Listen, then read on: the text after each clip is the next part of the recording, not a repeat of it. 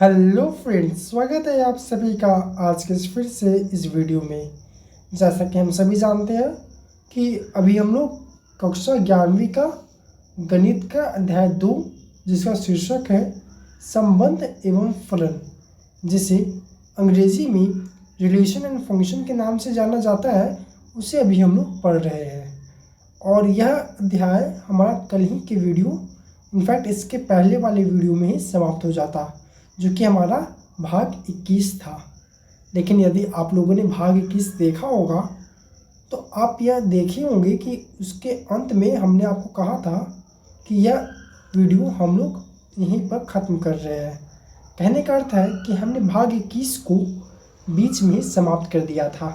हमने भाग 21 का पूरा कॉन्सेप्ट पूरा लास्ट स्लाइड तक, इस पीपीटी के लास्ट स्लाइड तक हम नहीं पढ़े थे, और हम इस भाग 21 को बीच ही में छोड़ के इस वीडियो को बंद कर दिए थे।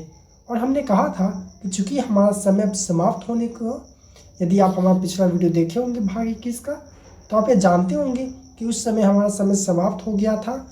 आई थिंक 18 मिनट 19 मिनट का लगभग वीडियो हमारा बन चुका था, यानी कि हमारा समय समाप्त हो गया था। और ऐसे में यदि हम अपने कॉन्सेप्ट को आगे बढ़ाते, अपने कंटेंट को आगे बढ़ाते, तो हो सकता था कि हम आपको उस तरीक़ा से नहीं समझा पाते जैसे आपको अच्छी तरीक़ा से समझ में आ जाए। उस स्थिति में हो सकता कि हम आपको ऊपर ऊपर से पढ़ के समझा देते, डिटेल में हम आपको नहीं समझा पाते। इसलिए हमने कहा था कि हम इस भाग को 2 पार्ट में डिवाइड करने जा रहे हैं, एक पार्ट 1 और एक पार्ट 2, जो कि कल का वीडियो था इस भाग 21 का, जिसके पिछले वाले वीडियो था वो हमारा भाग 21 का पार्ट 1 था, हमने बताया आपको अंत में। और आज का ये जो वीडियो हम लोग शूट कर रहे हैं वो फिर से हम लोग भाग 21 को ही पढ़ने वाले हैं, लेकिन शुरू से नहीं, हम लोग वहाँ से पढ़ेंगे जहाँ से हमने कल के वीडियो को समाप्त किया था। यानी कि आज का यह वीडियो भाग 21 का तो है, लेकिन भाग 21 का क्या है, पार्ट 2 है। और ये पार्ट 2 में हम लोग डिस्कशन कहाँ से शुरू करेंगे, तो वहाँ से करेंगे जहाँ से हमने भाग 21 का पार्ट 1 का अंत किया था। तो चलिए समय को ध्यान में रखते हुए हम लोग अपनी आज की इस वीडियो की शुरुआत करते हैं।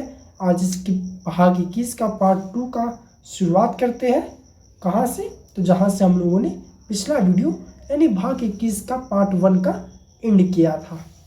तो समय को ध्यान में रखते हुए, बिना समय को गंवाए हुए, क्योंकि हमारे पास समय सीमित है, आज की इस वीडियो की शुरुआत करते हैं।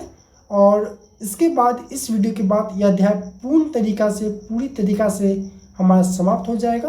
और इसके बाद हम लोग मिलेंगे अगले अध्याय के साथ, अगले एक नए अध्याय के साथ। तो चलिए हम लोग इस वीडियो की शुरुआत करते हैं, पार्ट 2 की शुरुआत करते हैं। को सिखाएंगे। यदि हम fx प्लस gx की बात करें तो fx प्लस gx जब हम लोग 2 फंक्शन को जोड़ते हैं तो वो हमारा कुछ f प्लस जी एक्स के इक्वल भी आता है। जैसे कि अब ये देखिए, हम लोग 3x प्लस 2x करते हैं, तो यहाँ से यदि हम इसको सॉल्व करें तो 3x प्लस 2x क्या होगा, 5x। लेकिन यदि हम 3 प्लस 2 पहले ऐड कर देते हैं, उसके बाद x से मल्टीप्लाई कर देते हैं, तो ये भी हमारा आंसर क्या देगा, 3 प्लस 2 5 इंटू एक्स यानी 5x। यानी यहाँ से भी 5x और यहाँ से भी 5x, दोनों इक्वल। उम्मीद करता हूँ कि आपको ये समझ में आया होगा कि एडिशन जब हम करते हैं तो 2 फलनों को जब हम लोग एडिशन करते हैं तो उसको हम लोग कुछ इस प्रकार से भी लिख सकते हैं। अब यदि हम इसका ये अभी हमने पढ़ा fx प्लस gx। अब यदि हम इसका प्रांत की बात करें, यानी ये जो, जैसे हमने fx प्लस gx पढ़ा तो हम लोग जानते थे कि जैसे हम जब 2 संख्याओं को जब हम जोड़ते थे 2 प्लस 2, तो ये हमें क्या देता था, 4। यानी जब हम 2 संख्याओं को जोड़ते थे तो फिर से हमें एक नया संख्या ही मिलता था। यानी ऐसा नहीं होता था कि यदि हम 2 संख्याओं को जोड़ रहे हैं तो हमें कुछ दूसरा चीज़ मिल जा रहा है, अल्फ़ाबेट मिल जा रहा है या कुछ और मिल जा रहा है। ऐसा तो होता नहीं था। हम लोग यदि 2 संख्याओं को जोड़ते थे तो हमें कोई एक नया संख्या ही मिलता था। ठीक उसी प्रकार यहाँ भी ये कॉन्सेप्ट अप्लाई हो सकता है कि यदि हम यहाँ पर 2 फलन को जोड़ रहे हैं तो जो हमारा रिजल्ट आएगा वो थोड़ी ना संख्या आएगा, वो भी तो एक फलन ही आ सकता है ना। तो चूँकि वो एक नया फलन आएगा, इसलिए वो फलन का भी क्या कुछ प्रांत होगा? बिल्कुल होगा।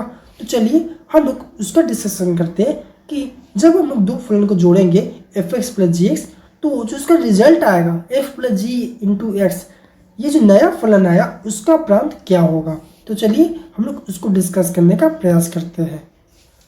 मान लीजिए जैसे ही अब यहाँ पे मैं आपको दिखाया हूँ कि यहाँ पे हम दो फलन को जोड़ रहे हैं जो कि है एफ एक्स और जी एक्स, और हमें एक नया फलन प्राप्त हुआ एफ प्लस जी इंटू एक्स।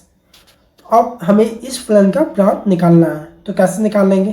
तो मान लीजिए कि जो हमारे पास पहला फलन दिया हुआ था एफ एक्स, उसका प्रांत आपको दिया गया है ए, और जो हमारे पास दूसरा फलन दिया गया था जी एक्स, उसका प्रांत आपको दिया गया है बी। ठीक है, अब जो नया फलन आया आपके सामने, इसको दोनों को जोड़ के उसका प्रांत इन दोनों प्रांत का इंटरसेक्शन होगा। यानी कि हमारे पास एफ एक्स का प्रांत क्या था? ए था। जी एक्स का प्रांत क्या था?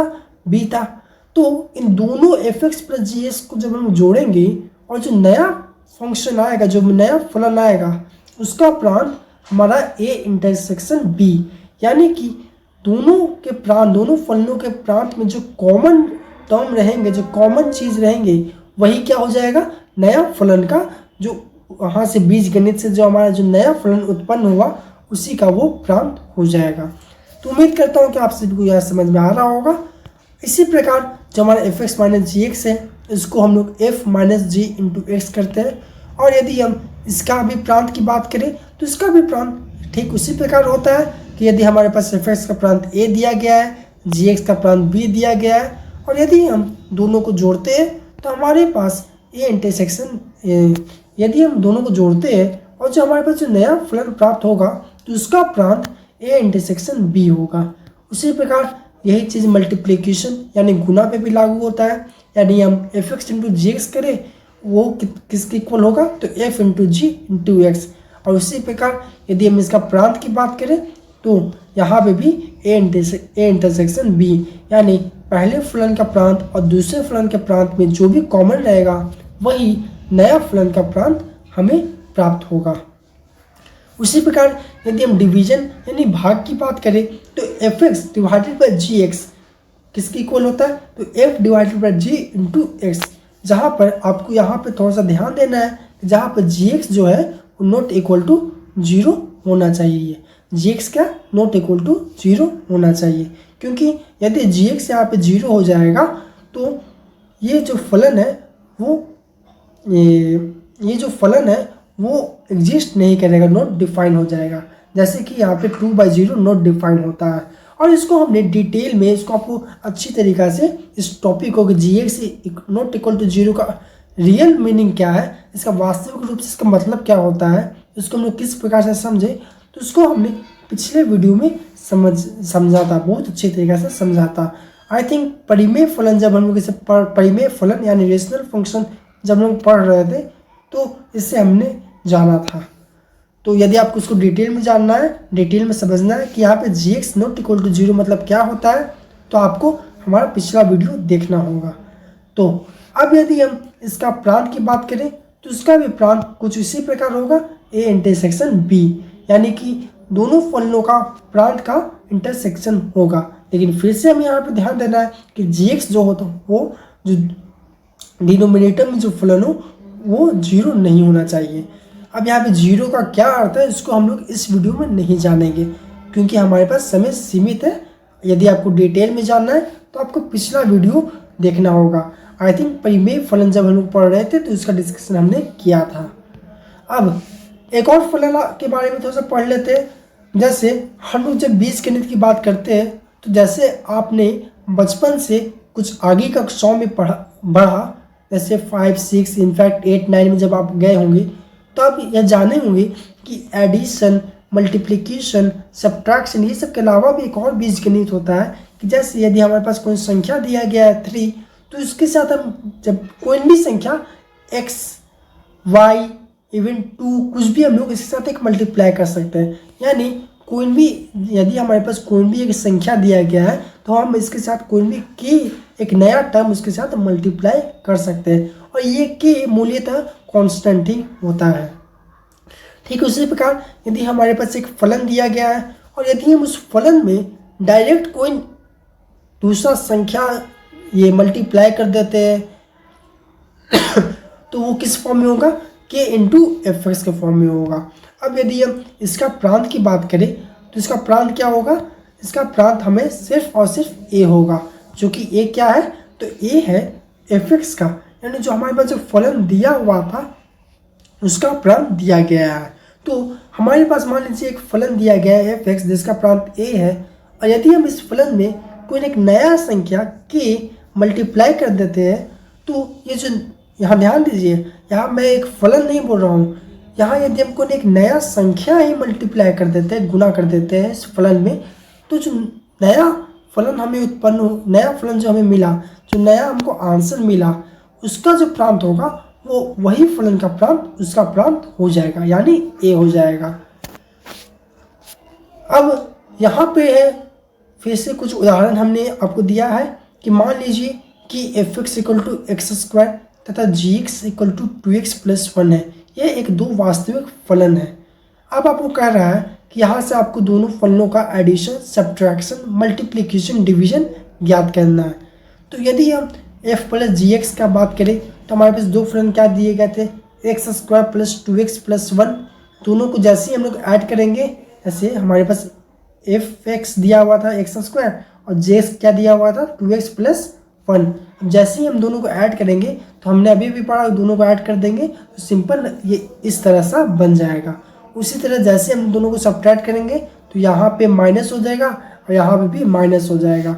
उसी तरह यदि हम मल्टीप्लाई करेंगे, जैसे आप नॉर्मली दूसरी संख्याओं का मल्टीप्लाई करते हैं, तो आप देखेंगे कि जब एक्स स्क्वायर इंटू 2x + 1 करेंगे तो हमारे पास क्या होगा, सबसे पहले एक्स स्क्वायर जो है वो 2x के साथ मल्टीप्लाई होगा, फिर एक्स स्क्वायर के साथ होगा, यानी हमारे पास आंसर कुछ इस प्रकार से आएगा। उसी तरह जब हम f/g इंटू एक्स करेंगे यानी डिवाइड करेंगे तो हमारे पास कुछ इस प्रकार से प्राप्त होगा।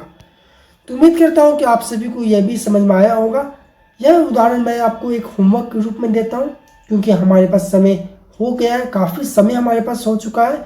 ये आज का पीपीटी भी बहुत लंबा था और हमें आज ही की वीडियो में यह अध्याय समाप्त करना था, इसलिए ये वीडियो काफ़ी लंबा हो चुका है। इसलिए समय को ध्यान में रखते हुए आप यह प्रश्न पढ़ लीजिए कि आपके पास यहाँ पे दो फलन दिया गया है, एक √x और एक सिर्फ x। फिर से आपको इन दोनों फलन का एडिशन करना है, सब्ट्रैक्शन करना है, मल्टीप्लिकेशन करना है और डिवीजन यानी जोड़, घटाव, गुना और भाग करना है, यानी सारा बीजगणित परफॉर्म करना है। तो उम्मीद करता हूँ कि आप सभी ऐसा कर पाएंगे। ये एक एनसीईआरटी का उदाहरण है। आप इसका सॉल्यूशन यदि आप देखना चाह रहे हैं तो आप ये आपके सामने है।